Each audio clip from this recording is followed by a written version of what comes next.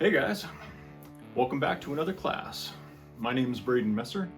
I am an artist, an author, a YouTuber, and today I'm going to be the one that teaches you how to draw. So, mastering charcoal drawing. This is part 2 of a 3-part series that I'm making. Part 1, I taught you how to use the 3-layered method to draw a hummingbird, but in this one, I'm teaching you how to draw a crocodile using the exact same method. Now, I will say that if you find yourself enjoying the 3-layered method and you're like, wow, this is amazing, I really like this, then I would highly encourage you to pick up a copy of my new book, Drawing the Portrait, Step-by-Step Lessons for Mastering Classic Techniques for Beginners. Yes, I know the book is about drawing portraits, but the same principles apply. The cool thing is as you go through the book, it teaches you everything that you need to know about the 3-layered method, and it breaks it down step by step, much like I will be doing in this class. So if that sounds like something that you'd be interested in, I will provide a link so that you can pick one up in the description of the class. All right, what to expect. In this one, we're going to be breaking it down, and we're first going to start off, and I'm going to show you how you can easily use a graphite pencil to draw your contour lines. Once the contour lines are placed, I'm then going to show you how you use form frame lines so that you can start to get a good idea of that third dimension in 2D space. Once we have that, we are then going to start drawing this crocodile in sections, just like the hummingbird in part 1.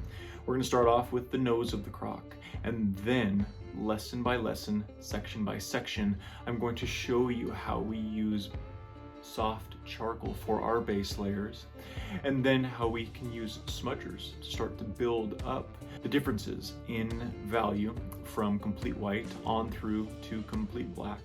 I'm going to be explaining the intricacies of using soft, medium, and hard charcoals to layer the details as we go section by section.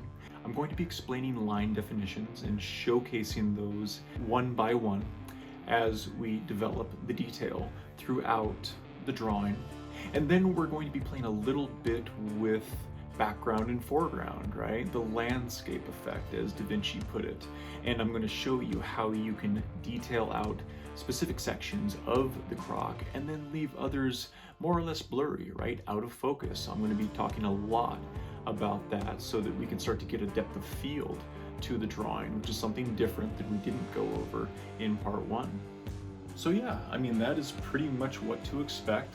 I will say a good way to tackle this class, just so that you get the most out of it, would be to sit back initially and just watch the class. Take it in kind of like it's a movie, right?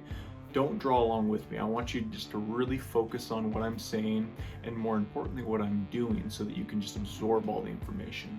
Once you've watched it through once, then create your project with me a second time around. Draw along with me and upload your project so that I can give you my feedback on it.